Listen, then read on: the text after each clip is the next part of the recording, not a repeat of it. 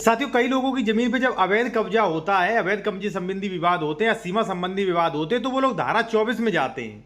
ठीक है, तो आज मैं आपको बताऊंगा कि धारा 24 मेड़बंदी आप कब नहीं करा सकते, किन कंडीशंस में नहीं करा सकते, विद खतौनी जो फर्द होती है आपको समझाऊंगा। दूसरा कि कई लोग जो है अगर अवैध कब्जा होता तो डायरेक्ट कोर्ट चले जाते, जिसमें उनका पैसा भी बर्बाद होता है, समय भी बर्बाद होता है। तो आप बिना कोर्ट जाए अवैध कब्जे संबंधित समस्याएं जो हैं वो कैसे सॉर्ट आउट कर सकते हैं, जिससे आपका पैसा और समय दोनों बचेगा। अब एडवोकेट के पास जाओगे, वो तो सीधा जो रेगुलर सूट होता है वो फाइल कर देते हैं, आपको वहां पे बरसों लग जाएंगे, पैसा भी आप बरसों देंगे, समय भी आपसे लगेगा। ठीक है, तो आप जान लीजिए।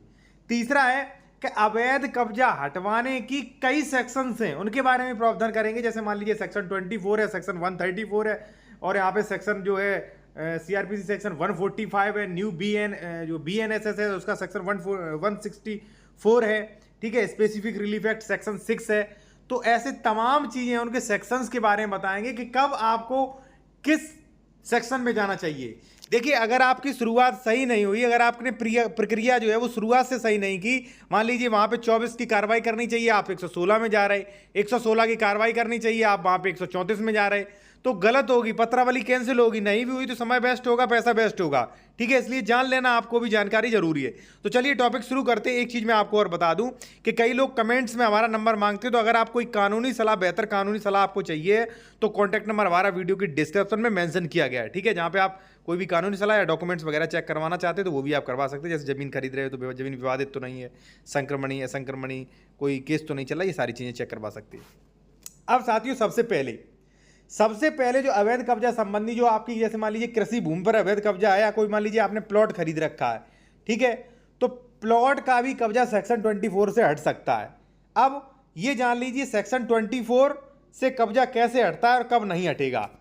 अब देखिए साथियों, मैं आपको एक चीज बता दूं कि धारा 24 से भी अवैध कब्जा हट जाता है। अब आप ये जान लीजिए कब हटेगा, किस कब्जे के लिए धारा 24 में जाएं, और धारा 24 की प्रक्रिया कब आप करवा सकते हैं, आप खतौनी से पता लगा सकते हैं खुद।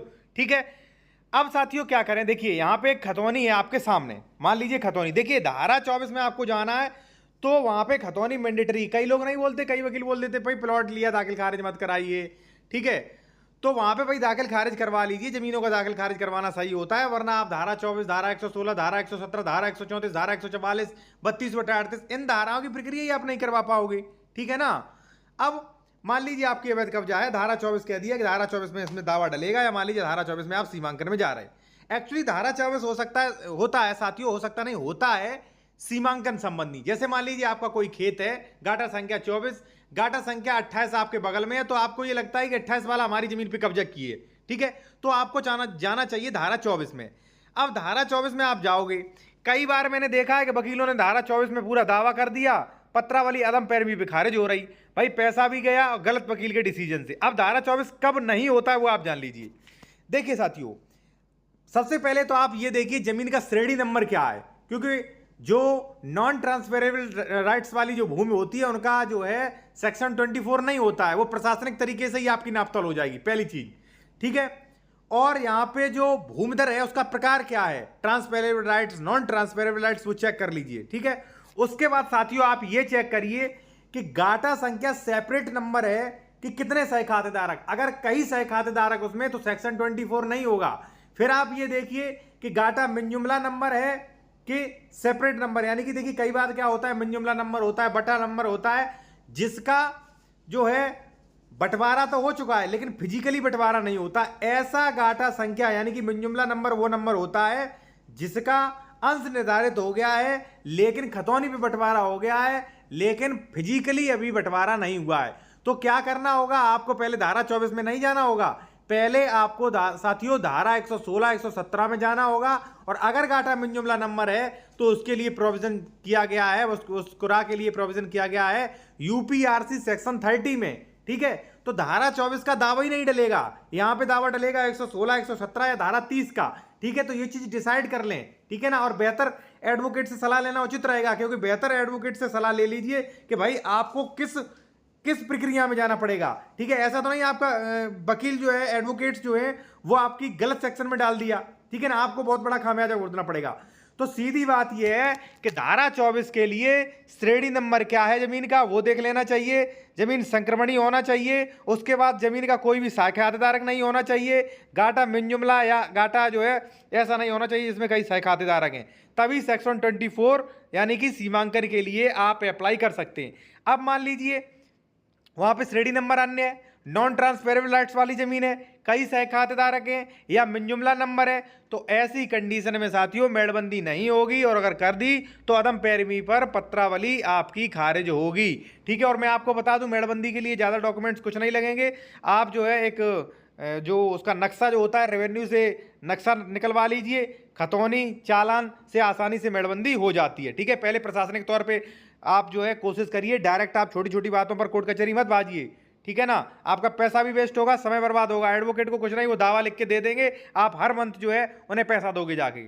ठीक है ना। और एक चीज़ मैं आपको और बता दूं कि कई लोग जो है भाई बेहतर एडवोकेट्स से सलाह लेना चाह रहे हैं, अच्छे वकीलों से अगर कानूनी सलाह आप लेना चाहते हो तो हमारा कॉन्टैक्ट नंबर भी आपको वीडियो के डिस्क्रिप्शन में मिल जाएगा। अगर हमारा वीडियो अच्छा लगे आपको तो आप सलाह ले सकते हो। ठीक है। कॉन्टैक्ट नंबर आपको वीडियो के डिस्क्रिप्शन में मिल जाएगा और डॉक्यूमेंट्स भी आप चेक करवा सकते हो। ठीक है ना। अब साथियों दूसरा भी मैं आपको बता दूं कि बिना कोर्ट जाए अवैध कब्जा कैसे हटेगा। जी हां, बिना कोर्ट जाए भी अवैध कब्जा हट सकता है बिना रेगुलर सूट के, क्योंकि एग्जीक्यूटिव मजिस्ट्रेट को पावर दिया गया है, एग्जीक्यूटिव मजिस्ट्रेट यानी कि एसडीएम को। अब साथियों जैसे मान लीजिए आपका प्लॉट है, कोई जमीन है जिस पे आप 5 साल से या 2 साल से कब्जा किए हो। अब कोई व्यक्ति एक बंदा आता है, वो कहता है नहीं हमारी जमीन है, मैं कल आऊंगा यहां से आपका कब्जा खाली करा दूंगा।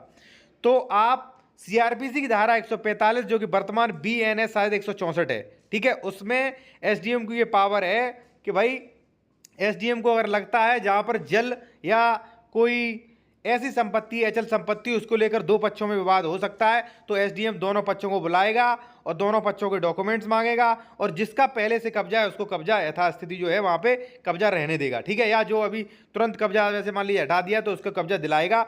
ठीक है। और फिर मान लीजिए आपका जो भी वो टाइटल शूट वगैरह फिर आप सिविल कोर्ट में जा सकते हो। ठीक है ना। तो भाई ये है कि बिना कोर्ट जाए भी अवैध कब्जा संबंधी विवाद आपके सॉर्ट आउट हो सकते हैं।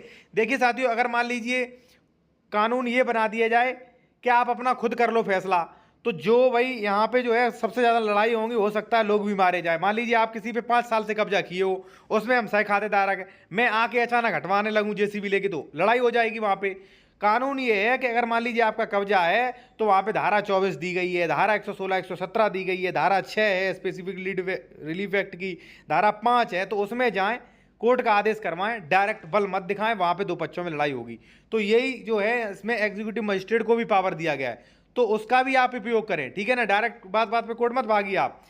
तीसरा जो है कि अवैध कब्जा हटवाने की कई महत्वपूर्ण धाराएं कौन कौन सी हैं, आप किन किन धाराओं में अवैध कब्जा हटवा सकते हैं वो जान